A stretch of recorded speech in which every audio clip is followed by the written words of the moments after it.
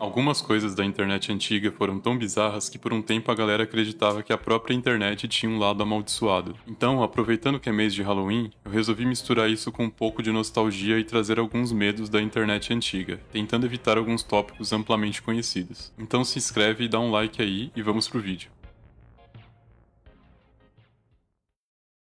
Era meados de 2008 ou 2009 e eu tava tranquilão no MSN quando um amigo meu da época me manda a seguinte mensagem: "Mano, vê esse vídeo", e o link para o YouTube. Eu estava um pouco calejado, porque quando alguém mandava um link assim do nada, ou viria um Rickroll ou algum Screamer. Mas o vídeo que me mandaram naquele dia era diferente. النور مفتوح. السلام عليكم. كيف حالك؟ لك طيبة. Não é preciso dizer que meu eu juvenil estremeceu em um misto de medo e curiosidade ao se deparar com aquela criatura bizarra, mas de alguma forma humanoide. No vídeo, postado há 17 anos atrás, uma criatura com rosto humano pálido e o que parece ser o corpo de um animal está enjaulada em um local um tanto precário, enquanto homens a filmam e fazem comentários em um idioma que eu não conhecia na época.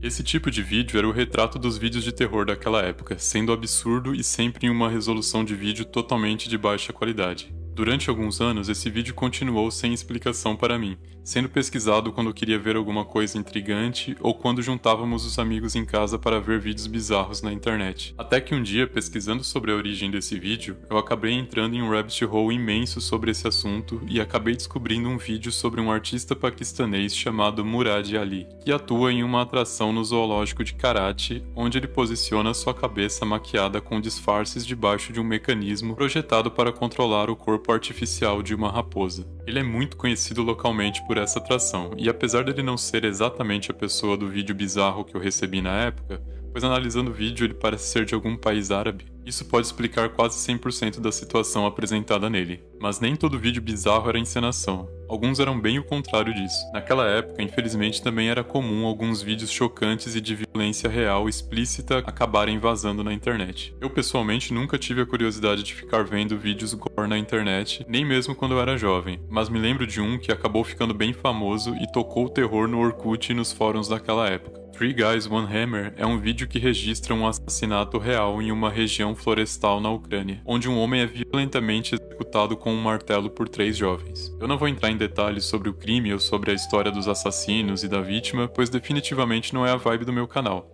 mas vou focar mais no impacto que esse vídeo causou na internet da época. O vídeo começou a circular entre 2007 e 2008, se espalhando rapidamente em comunidades do Orkut, fóruns e sites de conteúdo chocante que se promoviam como lugares sem censura, como o famoso Live Leak. E a princípio não era possível ter certeza se era algo real ou encenado, e essa dúvida se transformou em uma febre de curiosidade. Muitos usuários relataram traumas e desconfortos duradouros após ver o vídeo, o que fez o termo shock video ser associado não só à curiosidade mórbida das pessoas, mas a um tipo de terror psicológico involuntário. Aquele medo de clicar em um link e ver algo que você não pode desver. Até porque em muitos casos esse vídeo era mascarado por um título interessante ou curioso, fazendo os internautas acreditarem que estavam clicando em algo inofensivo e acabavam ficando traumatizados. Após a confirmação da mídia e das autoridades ucranianas de que o vídeo infelizmente era real, todo esse caso acabou causando uma ampla discussão sobre os limites da internet, a responsabilidade e a ética em compartilhar conteúdos de violência real e a falta de controle das plataformas, fazendo esse vídeo certamente ficar marcado como uma página bem perturbadora do Antigo Testamento da internet.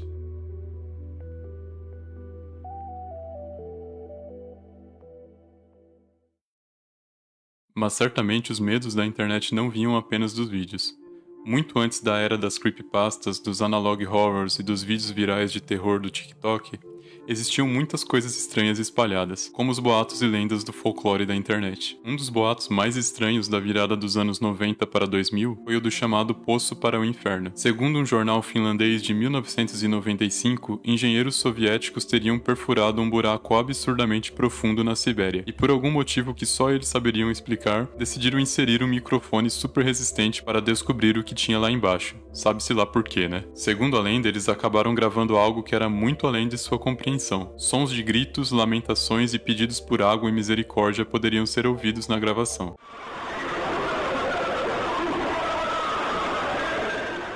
A história se espalhou bem rápido. Primeiro, jornais e emissoras de TV do norte da Europa começaram a reproduzir a tal notícia. Depois, uma emissora de TV americana anunciou a história como se fosse uma prova literal da existência do inferno. Ao longo dos anos, com a popularização da internet, o boato renasceu, desta vez sendo enviado por e-mails ou postados em sites e blogs, fazendo muita gente acreditar de novo. Naquela época, qualquer história absurda já era o suficiente para gerar pânico em quem usava a internet. Tudo acabava causando um ruído muito maior. Mas será que essa história tem algum fundamento? Não é preciso dizer que todo esse boato foi uma farsa que começou nas mídias tradicionais e acabou se espalhando para a internet. A escavação realmente existiu, mas não foi na Sibéria, e sim na península de Kola, localizada entre a Finlândia e a Noruega, a fim de encontrar anomalias geológicas, mas absolutamente nada sobrenatural foi encontrado. O arquivo dos tais sons do inferno apareceu na internet muito tempo depois, e nada mais era do que um loop de efeitos sonoros do filme de terror italiano Barão Sanguinário de 1972, repetido por vários minutos. Então é seguro dizer que a história do Poço do Inferno foi apenas uma lenda urbana inspirada em uma notícia real que acabou sendo repetida em vários veículos de mídia até chegar à internet e causar medo em pessoas que não sabiam de sua origem. No entanto, houve também um outro boato que causou pânico nos usuários da internet da época, mas por motivos bem mais inusitados e digitais, podemos dizer. Eu estou falando do boato do suposto vírus nomeado como Jesus, um nome divino, mas uma fama nem tanto. Entre os anos de 1998 a 2003, um novo boato começou a circular loucamente nos e-mails da galera. Se tratava de um alerta sobre os perigos de um suposto vírus também recebido por e-mail com o assunto "É preciso coragem para dizer Jesus", que poderia simplesmente apagar seu HD, estragar seu computador e toda a cartela de acontecimentos catastróficos de que poderia acontecer com o seu aparelho se você simplesmente abrisse o e-mail. Essas mensagens nada mais eram do que tentativas sensacionalistas de alertar o usuário sobre um novo vírus malicioso e implacável que você deveria evitar a todo custo se recebesse por e-mail. E eu que sou mais, digamos, um ancião na internet, lembro muito bem de parentes e amigos comentando sobre esse e outros casos semelhantes como se fossem uma notícia alarmante e espalhando instruções para excluir imediatamente caso você recebesse um e-mail com o assunto citado. Geralmente, esses alertas vinham com o clássico "encaminhe esta carta para o máximo de pessoas que puder", e muita gente acabava repassando a mensagem para tentar ajudar outras pessoas, quando na real só estavam alimentando mais uma das inúmeras correntes que rolavam na internet naquela época. Mas nem toda notícia de vírus era um boato meia boca para assustar pessoas, e você verá que algumas acabaram pagando bem caro.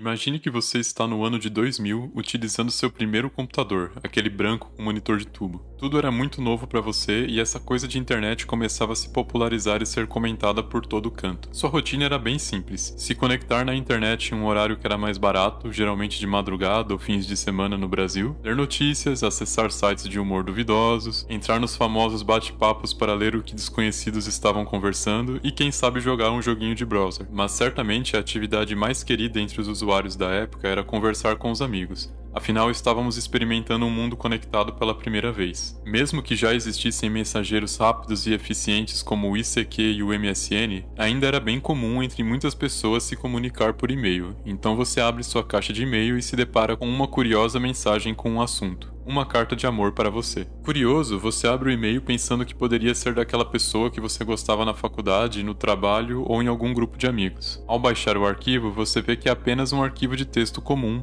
.txt. Você clica, nada acontece. Mas depois de alguns segundos, o pesadelo digital começa. Esse era o famoso vírus que ficou conhecido como I Love You. O worm escondia sua verdadeira extensão, .vbs, e ativava um script que sobrescrevia ou corrompia todo tipo de arquivo do seu computador, mandava cópias de si mesmo para todos os seus contatos do e-mail, além de modificar configurações essenciais do sistema a fim de causar mais estrago. E o resultado foi um verdadeiro caos. Estima-se que o vírus tenha infectado mais de 50 milhões de máquinas e causado um prejuízo entre 5 e 10 bilhões de dólares. As empresas e instituições governamentais que trabalhavam usando a internet naquela época precisaram desligar o acesso à rede e isolar vários segmentos internos para conter a propagação. Rapidamente, o pânico e a histeria haviam sido instaurados na população digital. O problema maior estava na sua repercussão, principalmente porque a engenharia social utilizada pelo vírus apelava para algo íntimo e pessoal, fazendo com que o usuário acreditasse que tratava-se de algo seguro. Mas quem estava por trás dessa obra? Um jovem filipino de 24 anos da AMA Computer College de Manila, chamado Onel de Guzman, foi identificado como criador do worm e investigado